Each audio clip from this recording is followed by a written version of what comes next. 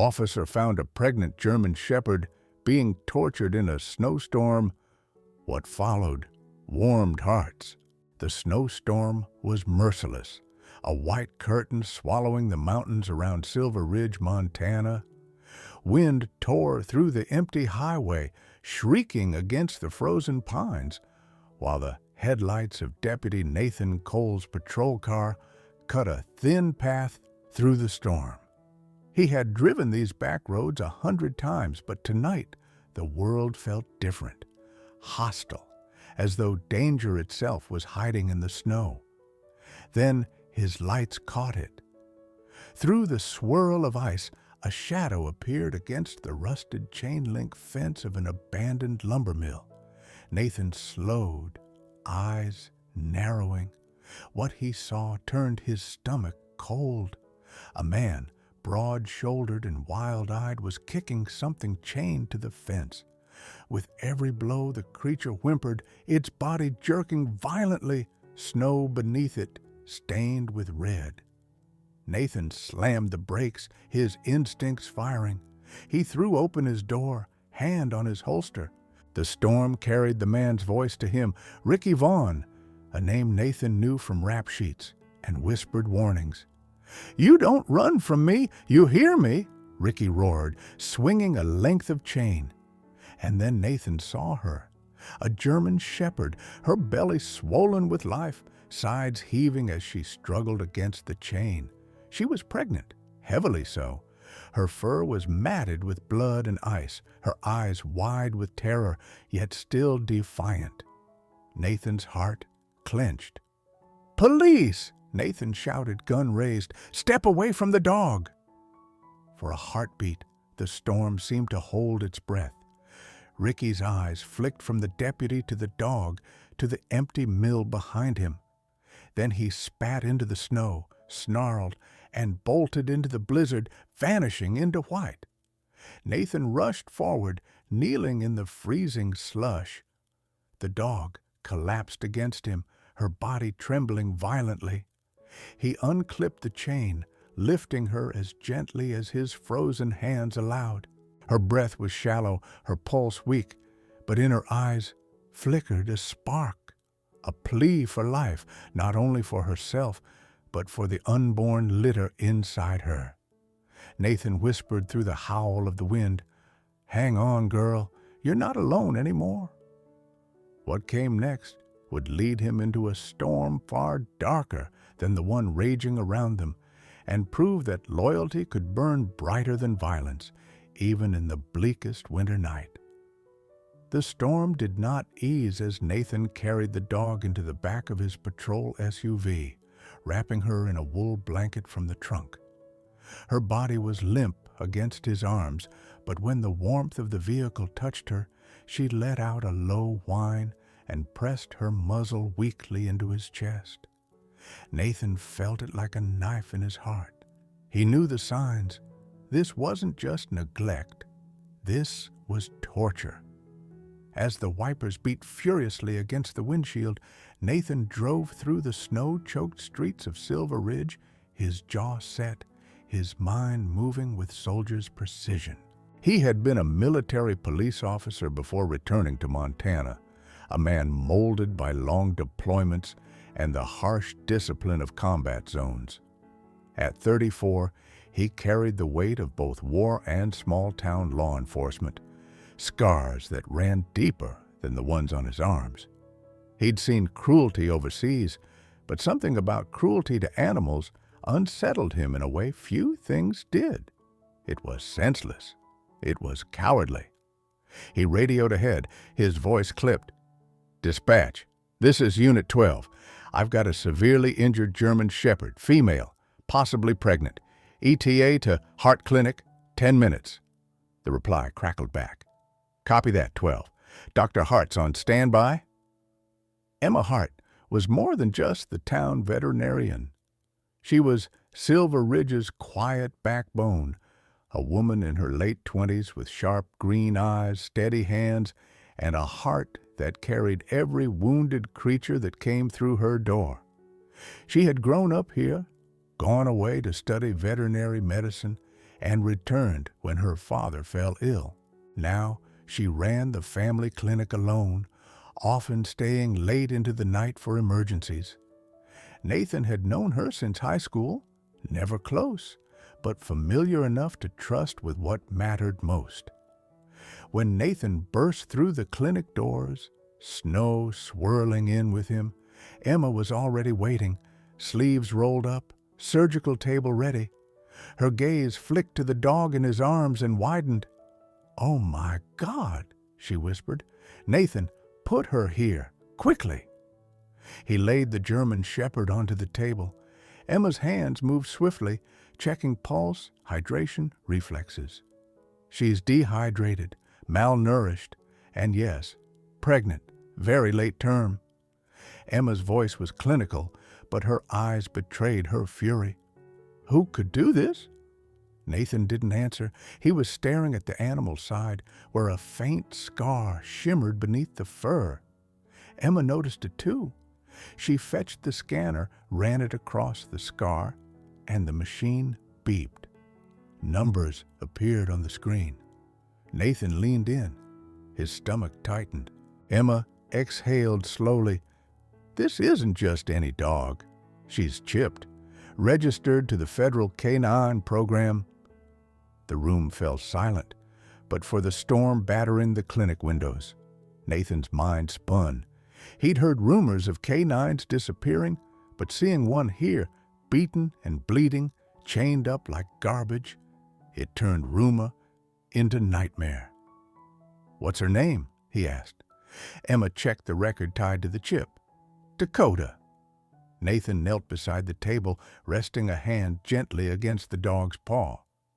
"Dakota," he murmured, trying the name aloud. The dog opened her eyes for a moment, cloudy but searching, and let out a faint, rattling sigh. Her paw twitched against his. Something shifted in Nathan. He had carried wounded soldiers from battlefields before, had held dying comrades as sand or snow swallowed them. But here, in this small clinic, with one battered German shepherd fighting for her unborn pups, he felt the same surge of duty. He would not let her die, not here, not now. Emma interrupted his thoughts. "There's more."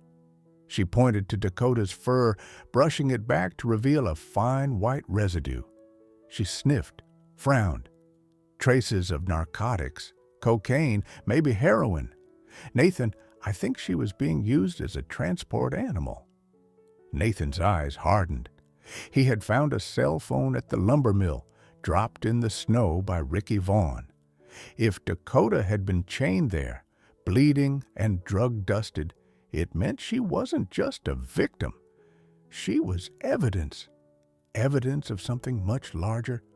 Emma began IV fluids, her face calm, her voice steady. "She's strong. She's fighting. If we can keep her stable, she'll deliver soon. But Nathan," she looked up at him, her expression grave, "if she's tied to the K9 program and narcotics, then whoever did this won't let her go easily." Nathan straightened, jaw tightening. "Then we won't let them near her again." The storm raged outside, snow piling against the clinic door. But inside, a vow had been made, unspoken yet absolute. Nathan would protect Dakota and her unborn litter. And as the night deepened, he didn't yet know that this vow would draw him into the heart of Marcus Cana's empire and force him to confront ghosts he thought he had left behind. The clinic was quiet, except for the storm rattling the windows and the steady beep of the IV machine. Nathan had pulled a chair beside Dakota's table and refused to leave. He sat with his elbows on his knees, his hands clasped, eyes fixed on the dog whose life now hung in the balance.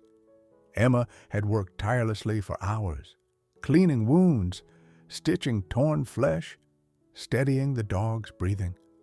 Now Dakota lay swaddled in blankets, her belly rising and falling in shallow but steady rhythm. Nathan leaned forward. "You're safe now," he whispered, his voice roughened by fatigue and something deeper, something almost tender. At first, she did not move. Her eyes remained closed, her body motionless save for the faint rise of her chest. But then her paw shifted slightly, as though searching for something. Nathan hesitated, then reached out. He took the paw gently in his hand, surprised by how cold it still was despite the blankets. Her claws twitched, and slowly, painfully, her eyes fluttered open. They were not the dull eyes of an animal broken beyond repair. They were the eyes of a survivor, amber, intense, carrying both pain and defiance. She fixed them on him, and for a heartbeat, Nathan forgot about the storm, about Ricky Vaughn, about Marcus Kane. The world shrank to a gaze shared between man and dog. "It's all right, girl," Nathan murmured. "No one's going to hurt you again, not while I'm here." Emma, leaning against the counter with her arms folded, watched quietly. She had seen countless animals cross her table, many too far gone to save, but something about this, about the soldier-turned-deputy speaking to the battered K-9 as though she were his equal, made her throat tighten. She had learned long ago that the bond between a dog and a human was more than instinct. It was choice. And in that moment, Dakota seemed to be choosing. Nathan unwrapped the sandwich he had carried all shift, untouched until now. He tore off a piece, held it out. Dakota hesitated, nose twitching. Then, with a small, tentative movement, she leaned forward and took it gently from his fingers. Her jaws closed around the bread and meat, her eyes never leaving his. Nathan smiled, a small curve that softened his hard features. "That's it," he whispered. "Good girl." For the next hour, he fed her slowly, piece by piece, careful not to overburden her weakened stomach. Between bites, she inched closer until her head rested on the edge of his thigh. Nathan froze, then placed a tentative hand on her head. Her fur was coarse, scarred in places, but beneath his palm he felt the heat of life, the steady thrum of survival.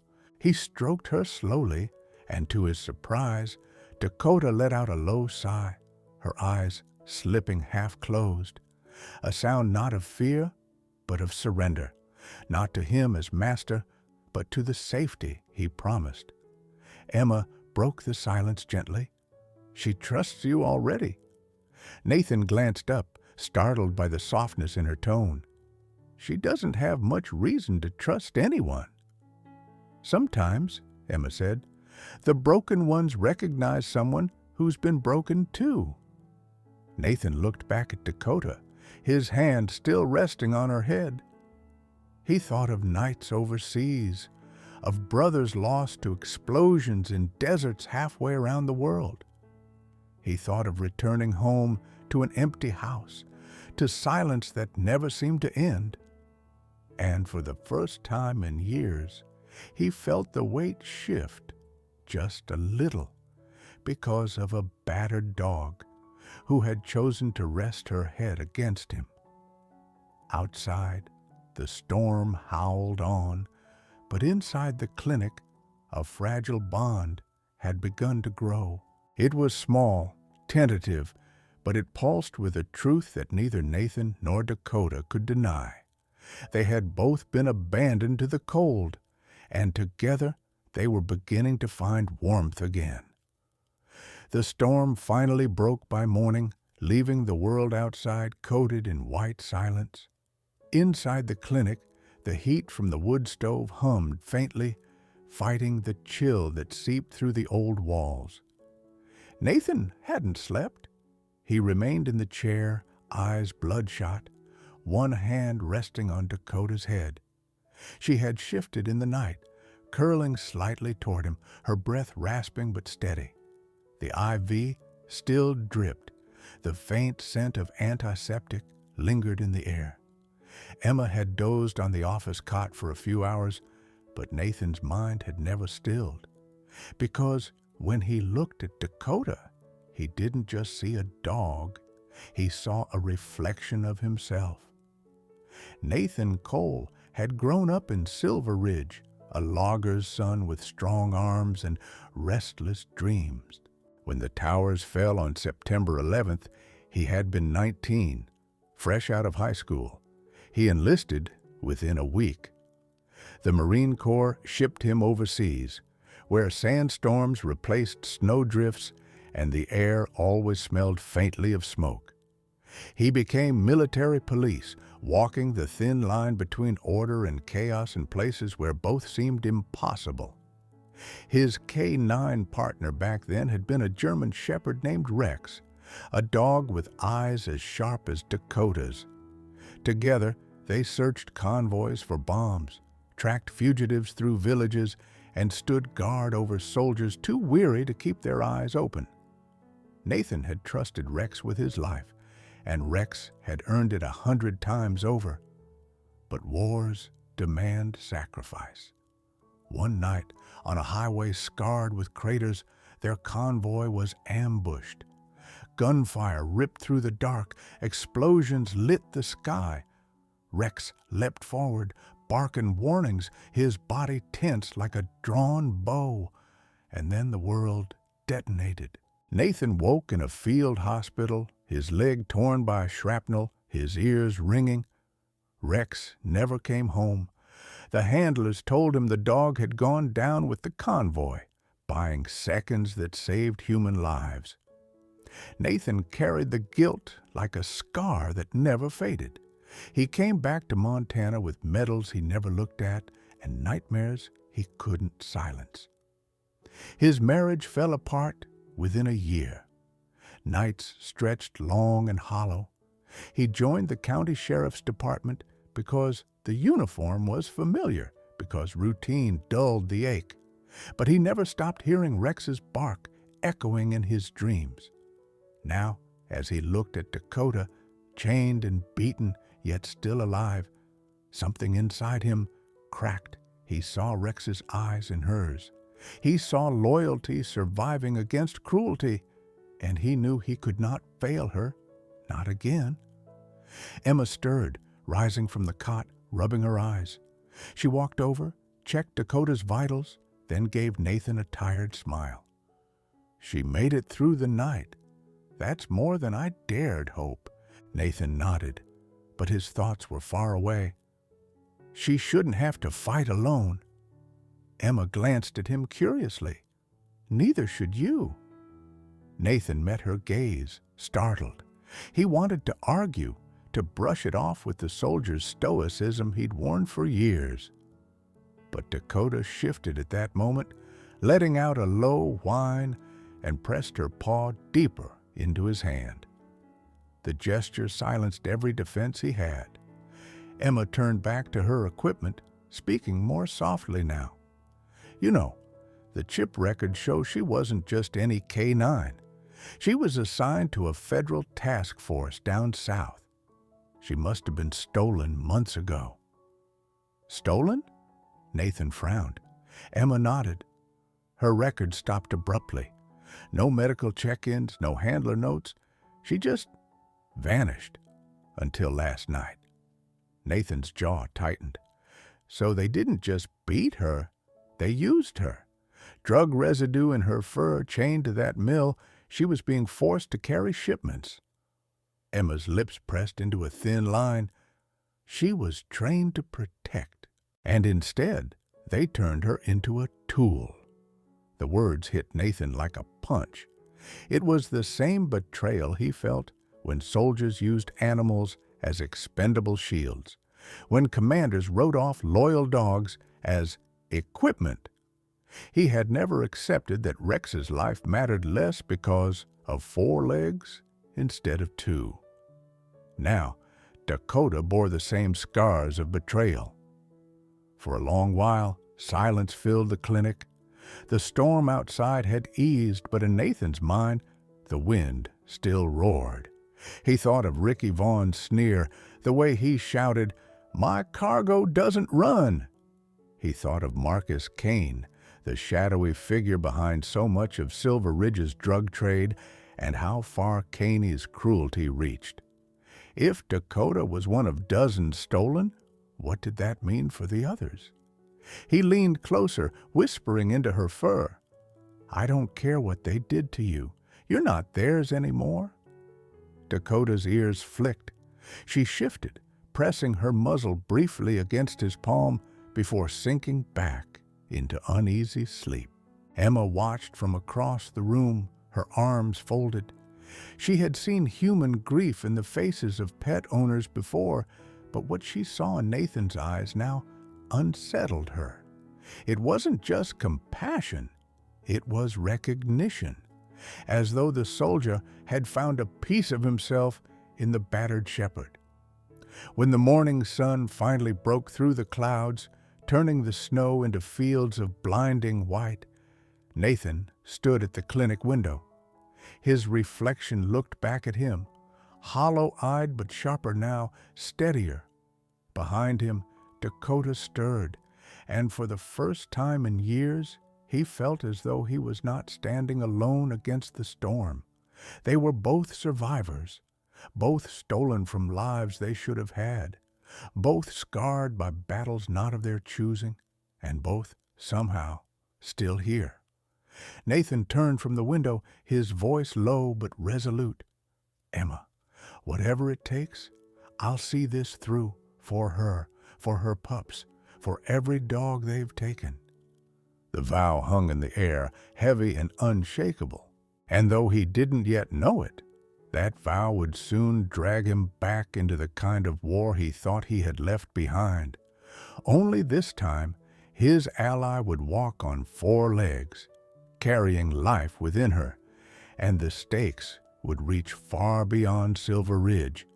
The first 48 hours after Dakota's rescue blurred into sleepless vigilance. Nathan barely left the clinic while Emma worked in shifts to keep Dakota stable. Her belly tightened more often now. Labor was approaching fast. Nathan had seen battlefields, but watching a wounded dog prepare to bring life into the world filled him with a different kind of fear, one he couldn't fight with a weapon. He drove back to the sheriff's office at dawn, Dakota resting at the clinic with Emma. Snow plows had carved a narrow path through town, revealing Silver Ridge beneath its white shroud. Nathan parked behind the brick station house, the rescued cell phone from the lumber mill burning a hole in his pocket. Inside, the atmosphere was taut. Deputy Daniel Ruiz, his closest ally in the force, leaned over a computer screen. "You're not going to like this," he muttered, sliding the phone toward Nathan. Nathan scrolled through the decrypted texts. Lines of cold instruction lit the screen. "MK, retrieve Dakota. Shipment compromised. Clean the trail. Eliminate loose ends." MK, Marcus Caney. The name alone had poisoned Silver Ridge for years. Everyone knew him. Few dared speak against him. And now his words made it plain. Dakota wasn't just an abused stray. She was evidence, a witness, a crack in Caney's empire. "We've got a list of chip numbers," Ruiz continued, pointing at a spreadsheet Nathan had printed earlier. "Matches missing K9 reports from across 3 states. If we're right, Caney's been stealing trained dogs, repurposing them for smuggling." Nathan's gut tightened. "And he'll come for Dakota." He was right. It happened that night, as the storm returned with brutal force. Emma was mid-delivery with Dakota when the lights flickered. Nathan had rushed back to the clinic after his shift, unwilling to leave her side. Sweat dampened Emma's brow as she coaxed, "Come on, girl, just a little more."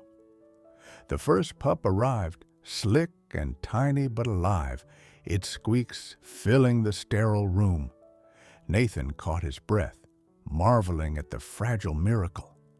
Dakota licked the newborn, eyes soft for the first time since he'd found her. Then glass shattered.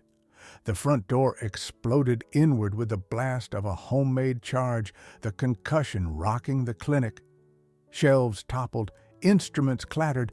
Emma cried out, shielding the newborn pup.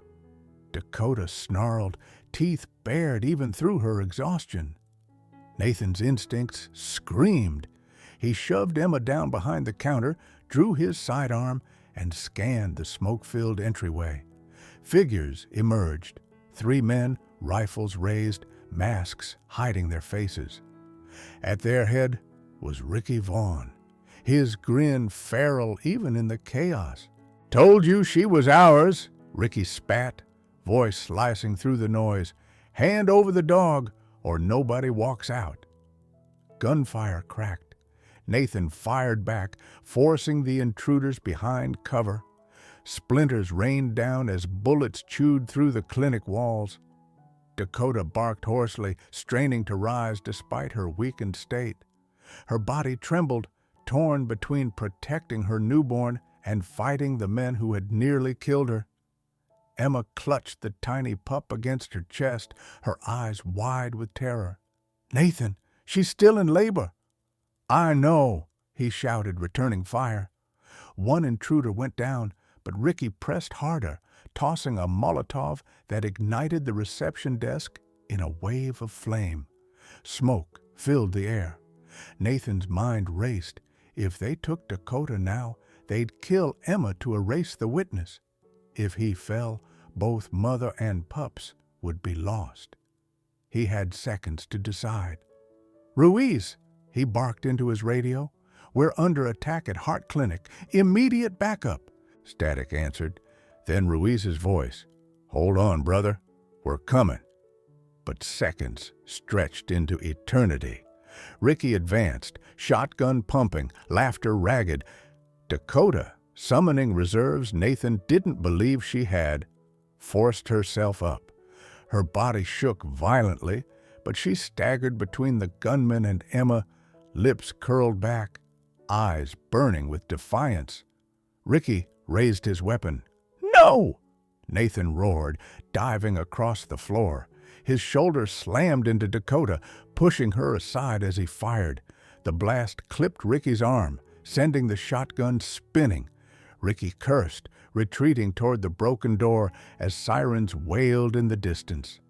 The surviving intruders fled with him, disappearing into the storm just as backup vehicles screeched into the lot. Nathan sagged against the counter, smoke stinging his lungs, ears ringing. Emma crouched beside him, clutching the tiny pup, her tears streaking through soot. Dakota whimpered, collapsing back onto the table, her side still heaving with the effort of labor.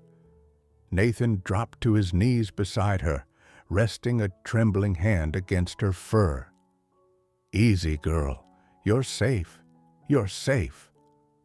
For the moment, they had survived. But Ricky Vaughn's grin still haunted the smoke. He wasn't finished, and neither was Marcus Kane. The days that followed the attack on the clinic were a blur of ash and adrenaline. The front office was scorched, windows boarded, but Emma refused to leave. She set up her surgical table in the back room, tending to Dakota and the 3 tiny pups that had survived the chaos. Nathan stayed too, taking shifts at the door with his rifle across his knees. Silver Ridge had always been a quiet town, but now it felt like a war zone. Word came through Ruiz and Special Agent Sarah Whitfield. Marcus Caney was moving. The intercepted texts confirmed it. He wanted Dakota silenced before she could be traced back to his smuggling empire. He wanted every pup destroyed, and he wasn't above using Emma as leverage. The storm returned that night, heavy snow slashing sideways across the valley. Nathan knew it was cover for Caney's men. He loaded his weapon, heart steady, every muscle coiled. Emma stayed by Dakota's side, stroking her head as the pups nuzzled blindly at her belly. "She won't survive another attack," Emma whispered. "Nathan, if they come..." "They'll have to go through me," he cut in, his voice iron. It came just past midnight. The crunch of boots in the snow, the flicker of flashlights outside the boarded windows. A voice carried through the storm, smooth and mocking, Marcus Kane himself. "Deputy Cole," the crime lord bellowed, "hand over what's mine, the dog, the litter, the evidence. Do that, and maybe I'll let the good doctor live." Emma clutched Dakota's paw, her face pale. Nathan stepped into the doorway, rifle ready. "You'll never touch them again, Caney." Gunfire erupted. Bullets tore through wood. Glass shattered. Nathan returned fire, dropping one of Caney's men. But they kept advancing, forcing him back, the clinic rattling with violence. Then Ricky Vaughn appeared in the chaos, his arm still bandaged from their last encounter, shotgun leveled at Nathan's chest. "End of the line, soldier boy," Ricky sneered. The blast came, but not from Ricky. A snarl split the air as Dakota, weakened but fierce, lunged across the room. She slammed into Ricky with the force of a storm, her teeth sinking into his arm. He screamed, firing wildly, the shot shattering a cabinet instead of Nathan's heart. "Dakota!" Nathan cried, surging forward. He tackled Ricky as Dakota held on, refusing to let go. Together, man and dog wrestled the gunman to the floor. Blood streaked the tiles, Ricky howling in pain, but Nathan wrenched the weapon free and brought the butt down hard. Ricky went still. Another gunman burst through the doorway, but Nathan fired first, dropping him before he could aim. Outside, sirens wailed. Reinforcements at last. Ruiz and federal agents closing the noose. But inside the clinic, it was Dakota who had turned the tide. She staggered back from Ricky, her chest heaving, blood on her muzzle. Nathan dropped beside her, cradling her head in his arms. "You saved me," he whispered, voice breaking. "Again." Her eyes met his, tired but unyielding. In them, Nathan saw not just instinct, but choice. She had chosen to stand, to fight, to protect, not as property, not as cargo, as family. Emma rushed over, kneeling to check Dakota's wounds. "She's hurt, but she'll make it. She's too strong not to." Her hands trembled, but her smile was fierce. "She's a fighter, Nathan, just like you." Outside, Caney's men fled into the storm, but their empire was already crumbling. Within hours, Marcus Caney himself would be cornered at the rail yard, his power broken, his threats silenced. But in Nathan's heart, the true victory had already been won, on the blood-streaked tiles of a small clinic, where one battered German shepherd had refused to let death take the man who had saved her. For Nathan, it was the moment he realized that loyalty could cross species, that courage could burn brightest in the darkest night. And for Dakota, it was the moment her chains were broken forever. The snow began to melt weeks later, revealing the valley beneath its heavy shroud. Life, stubborn and quiet, pushed back against the cold. For Nathan and Emma, the worst had passed. Marcus Caney was behind bars, Ricky Vaughn along with him. Their empire, built on cruelty and fear, had collapsed under the weight of evidence recovered from the rail yard. Silver Ridge could breathe again, but the real story lived inside the clinic. Dakota, stronger now, walked the halls with her pups trailing close behind her. Her coat had regained its sheen, her eyes no longer clouded by pain. The scar on her side remained, but it was no longer a mark of ownership. It was a badge of survival. Nathan leaned against the doorway, watching as the smallest pup, a runt Emma had once feared wouldn't make it, tumbled over its siblings, yipping with reckless joy. Dakota nosed the pup gently, then lifted her gaze to Nathan. Their eyes met, and he felt the same spark, as on the night of the storm. Only now it was steadier, deeper, no longer born of desperation, but of trust. Emma joined him, her hands folded, a smile tugging at her lips. They'll be ready soon, strong enough to train, strong enough to protect. Stronger than me, Nathan murmured, though his smile softened the words. With support from the town and federal partners, they had opened the Silver Ridge Rescue and Training Center, a place where abandoned or stolen dogs could heal, learn, and serve with dignity. It was more than an idea. It was a promise that no animal would again be reduced to a piece of cargo. Children visited, their laughter filling the once silent halls. Deputies came for training. Families came to adopt. And through it all, Dakota remained the matriarch, her pups growing each day into bold, loyal shadows of their mother. One evening, Nathan crouched beside her, stroking the fur behind her ears. "You saved me," he whispered again, the truth never losing its weight. She pressed her head against his chest, her pups curling at their feet. Emma watched from across the room, her eyes glistening with something both fierce and tender. The storm had taken much, but it had also given back. In the ashes of violence, they had built something new, something warmer than the fire in any hearth. Because not all heroes wear uniforms. Some arrive on four legs, bearing scars that tell stories of battles fought and survived. Some remind us that courage is not measured by size or strength, but by the choice to love in the face of cruelty. And sometimes, in the coldest winter, when the world feels lost to darkness, a battered German shepherd can teach us all what it means to survive and what it means to be family.